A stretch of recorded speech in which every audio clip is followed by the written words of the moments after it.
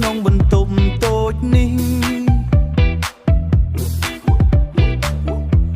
ដែលញាប់ញ័រតាមចង្វាក់ភ្លេង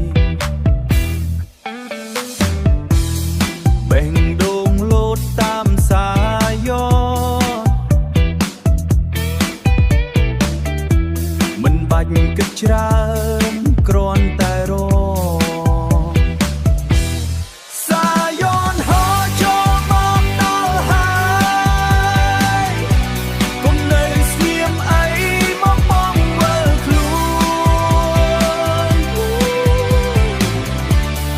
ក្នុងវងភ្លេងយើងទាំងអស់គ្នាសប្បាយឲ្យអស់ដៃក្នុងរាត្រីនេះសំឡេងក្រឡក្នុងទ្រូងខ្ញុំ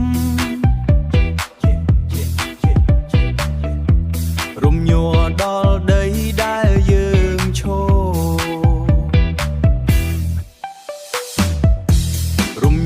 ដល់ដីដែលយើងឈរមានដែនកំណត់ត្រឹមសំឡេងគ្រាន់តែបញ្ចេញតាមអារម្មណ៍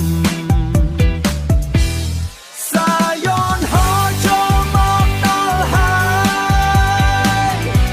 កុំនៅស្ងៀមអីមកបងវិលខ្លួនក្នុង